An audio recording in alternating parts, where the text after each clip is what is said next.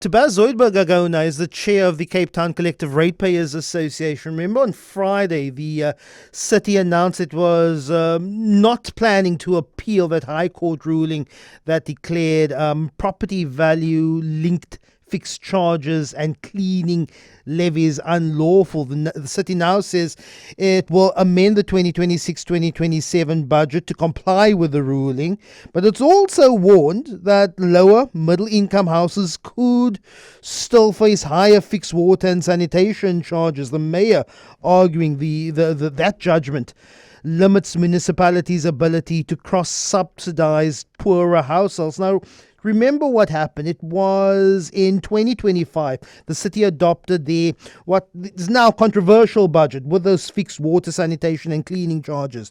Then they were taken to court by the South African Property Owners Association. On that 1st of July last year, those charges came into effect. But then in May this year, the High Court ruling that those charges were unlawful and invalid. It set aside the tariff structure. The city now says it will not appeal, but it will put out another budget to amend those fixed tariffs, and they will put that out for public participation. Bas Zuidberg joins me now. Good morning, Bas. Really appreciate your time. Firstly, your immediate reaction to Friday's announcement by the city that it won't be appealing the ruling.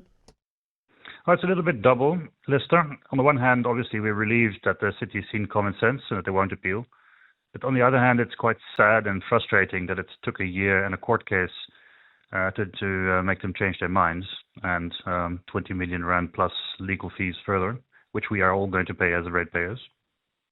Well, the city now says, well, we'll have it the court's way, but then poorer households could still end up paying more when it comes to these charges. How do you respond then to the city says, well, if you don't want it this way, things could still go up in price? Well, we still need to see all the exact details, Lester. So, the city is going to publish those on the 27th of May only. It's on Wednesday. So we'll have to see exactly what our models will say. But in essence, what the city is doing is going to the situation we were in 12 months ago. So barring the increases that the city has put in their budget, there shouldn't be too many increases. So that's really the thing to look at now, is what expenditure increase has the city planned. Yeah, the city says, well, it was planned to spend that on infrastructure. But how would you see, have you thought of, and how will your input be from the 27th of May on how a cross-subsidization model could work?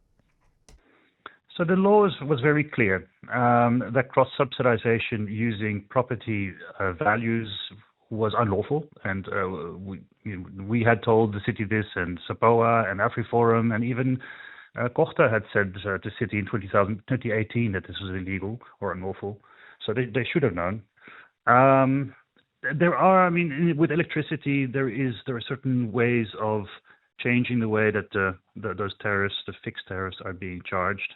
So I think, within the current laws, there are still methods available to the city to differentiate slightly between homeowners.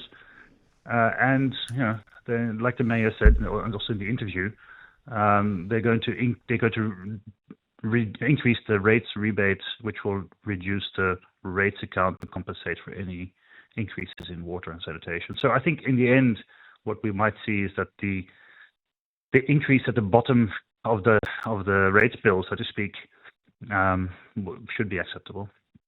Questions still around some groups and certain political parties, civic organizations still mulling over whether it should be challenging the city over refunds if the billing structure from the 1st of July 2024 went into effect and only was undone it's been undone now with the city says it won't be appealing on whether there should be any form of refund or rebate. Or what impact do you think that could have?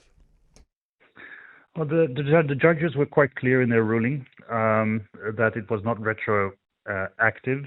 In other words, that the city was still allowed to use this mechanism, strangely enough, until the end of June. I'm a pragmatist in that sense. I think that if the court ruling had included a refund of sorts, then we would have had some chance, some ground to stand on to claim that it should be refunded. But given the fact that the judges didn't, I'm more practical, and I say, well, let's just look at the budget in front of us now, because we still have a lot of comments about the increases that the city is planning for us. And the big elephant in the room, obviously, is still the increased valuations, which will have an outsized effect on the rates bills from 1st of July onwards. Bas Zuidberg, really appreciate your time. What it also then leaves us with is go study those amendments that will be published from the 27th of May. Citizens and residents and ratepayers of the city of Cape Town will have up until the 10th of June to participate in an amended budget process, with a new compliant budget expected to take place or come into effect from the 1st of July.